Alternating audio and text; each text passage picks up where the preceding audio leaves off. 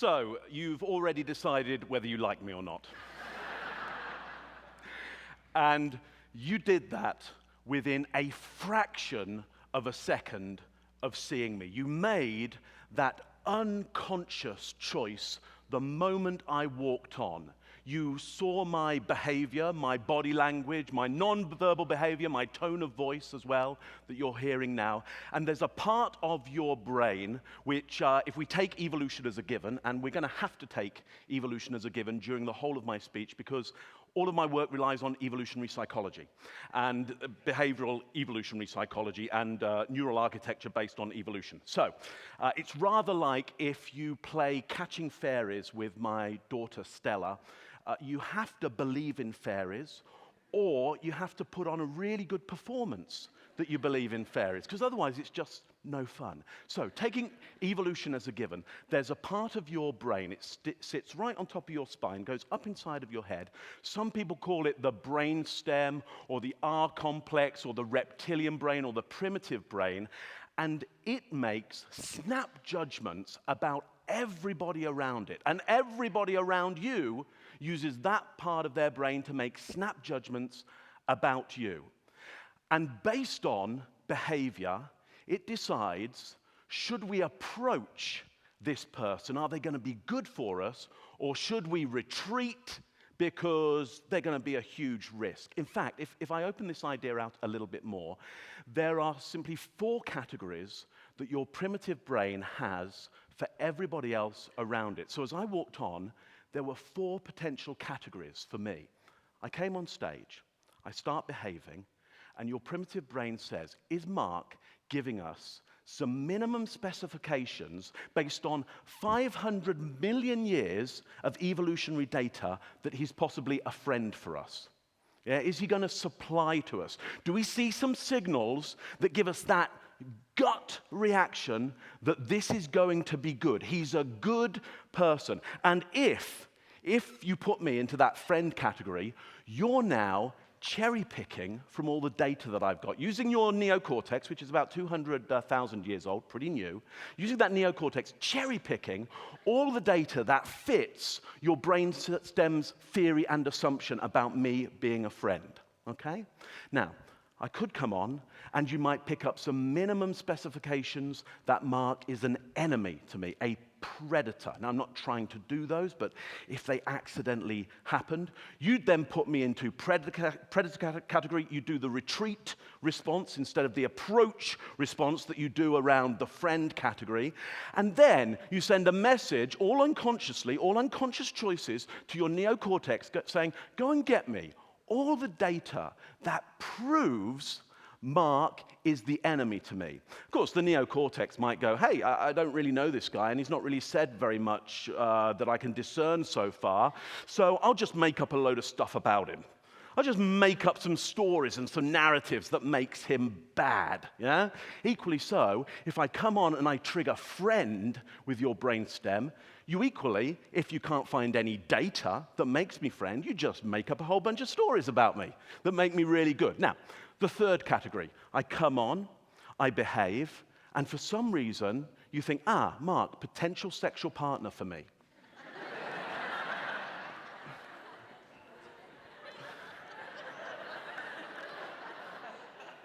So, when I do this, not usually that much laughter.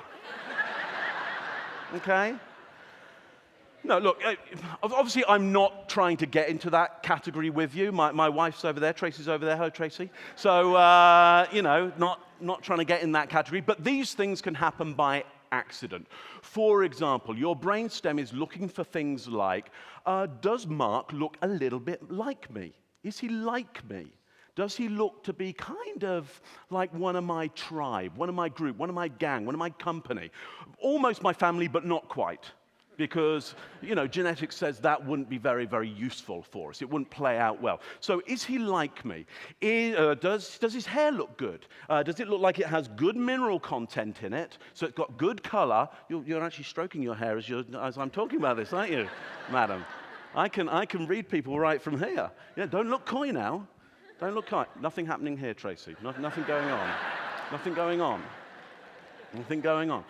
So does it look like it has good mineral content in it, and does it have a shine to it? Because that would mean there's probably a good omega-3 fatty acid diet, and therefore I come from a land where there's good resource, and I look a bit like you. So if we were to mate and there was offspring, well, they'd grow up with good genetic code and in a land where there's opulence and food, okay? That's why we have those conditioner ads with the little flick of the hair and all of that, yeah?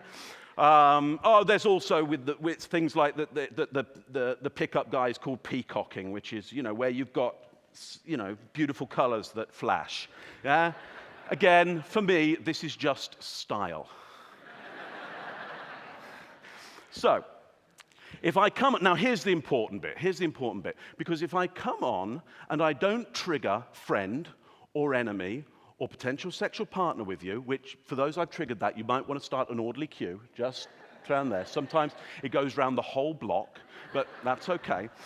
If I haven't triggered those, here's the important thing for us here today. You are now indifferent to me. And here's what you're hearing. And your mind is off imagining the potential enemies or friends or sexual partners. Now, there are 7 billion people on the planet right now. What do you think is the default category for anybody new that you meet on this earth? Indifferent. Absolutely. You are pre-programmed to be indifferent to the 7 billion people on this planet right now. And here's my problem.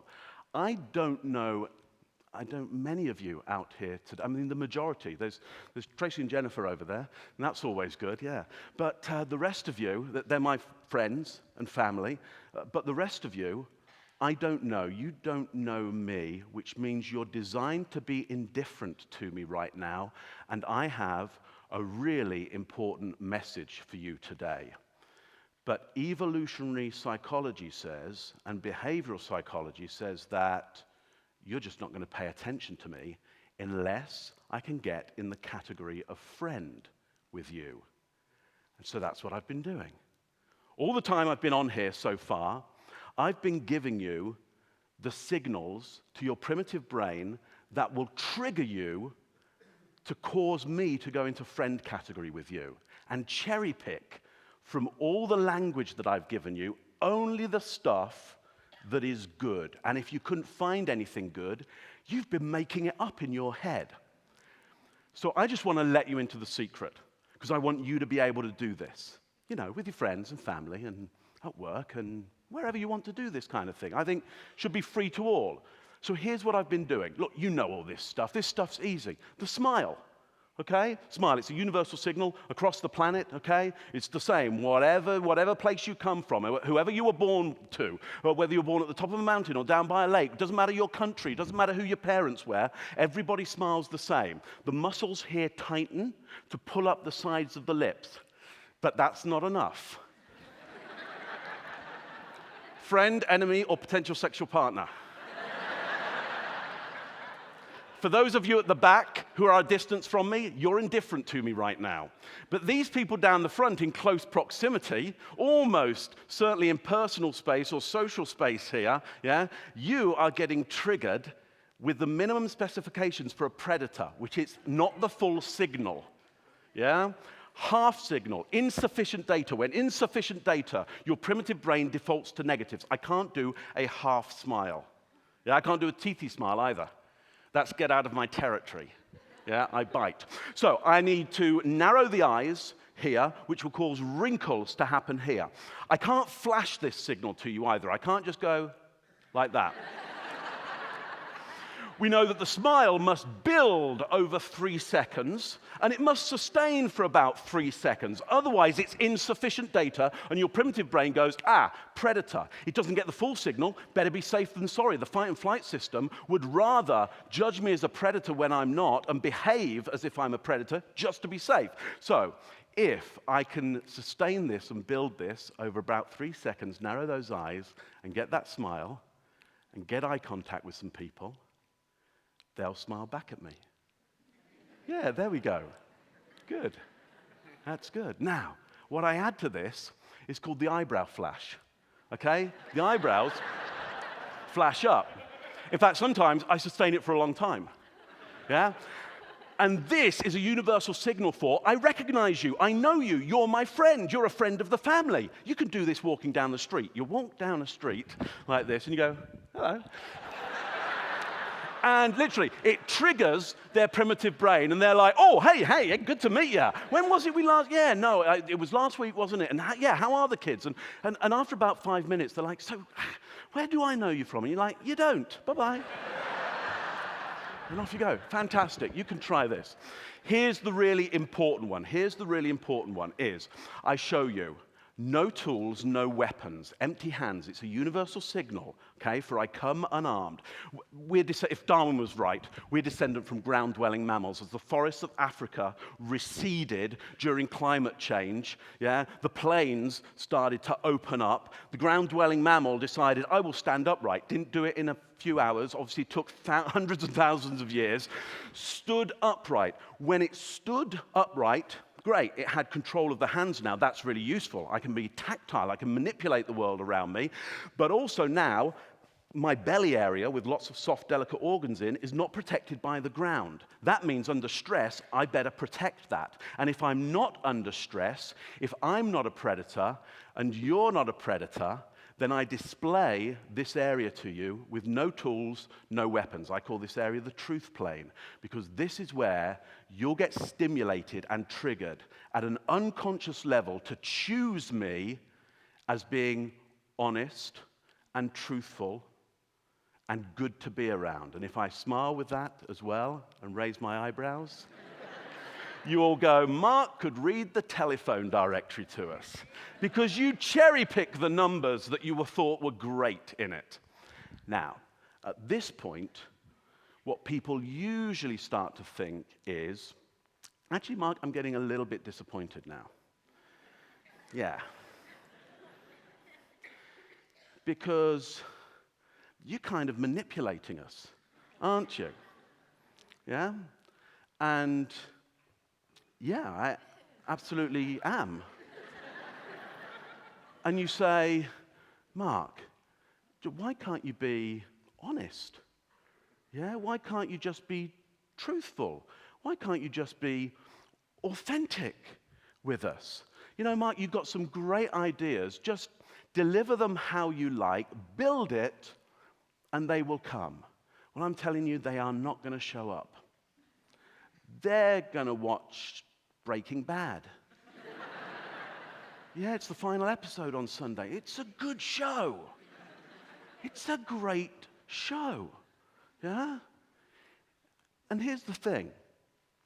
If I was really authentic with you right now and didn't use the behaviors that I've learnt and become highly skilled in order to become a good speaker around you, if I don't use my countermeasures to the fight and flight system, as I've decided not to do now, you'll see I'm not a good speaker, I'm just highly skilled in technique.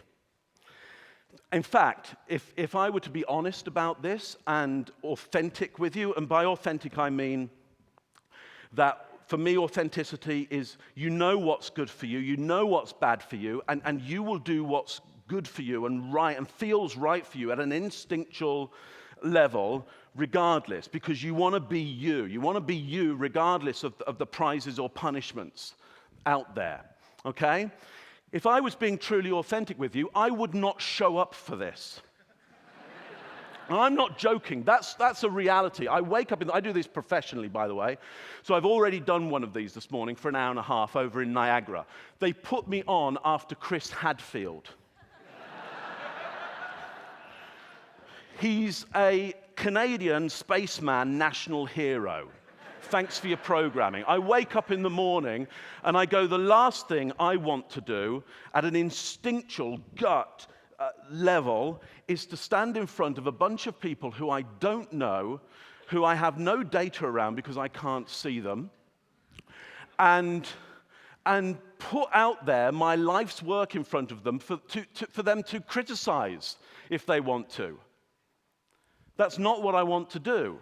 And when I start to get that feeling, and if you really want to see the authentic me, the real me, because build it and they will come, when I start to get the feeling that you don't respect the has anybody here written 3 books on body language and behavior? I'll just answer for you. No. So that you should judge me at all is stupidity on your part. This is the authentic me. This is what I really feel. And here's the reality. You're safe here because you've got this stuff in front of you. But if I came up close and showed you the real signals of predator, which are the real signals I want to display in front of this kind of large crowd, I guarantee you don't like me so much now, do you? So,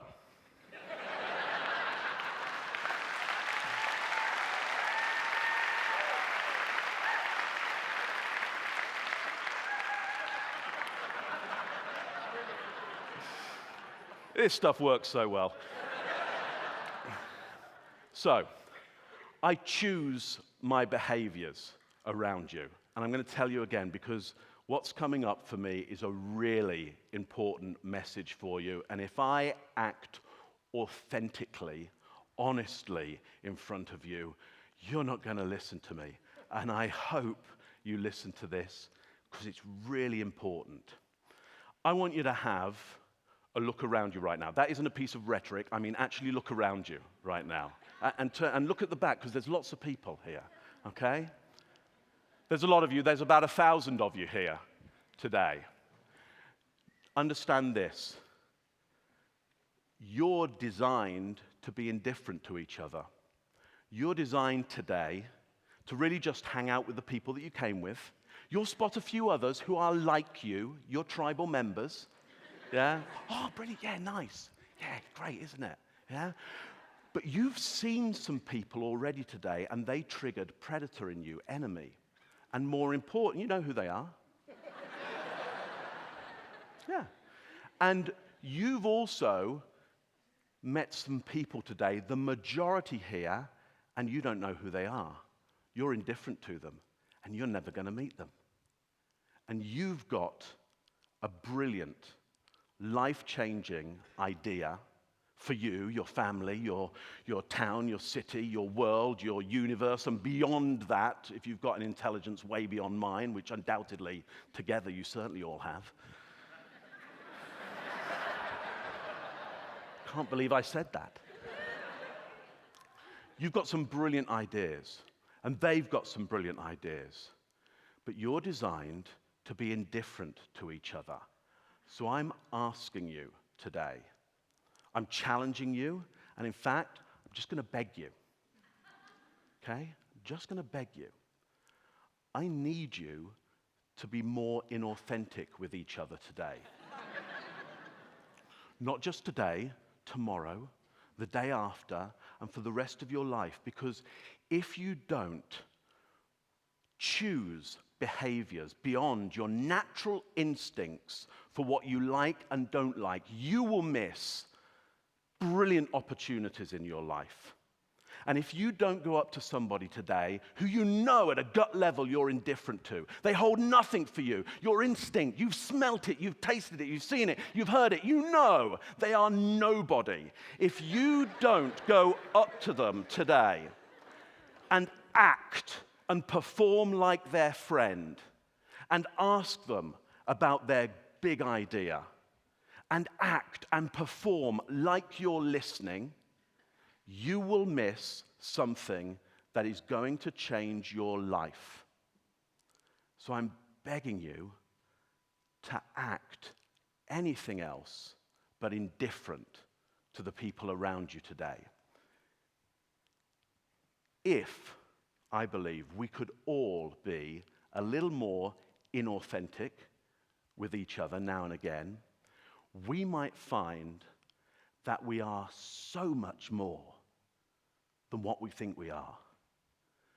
We might find that we are so much more than we actually are. Because I truly believe it isn't your innate ideas or abilities or behaviors or skills or position that defines or has to define who you really are. It can be the conscious choices that you make in spite of all of that.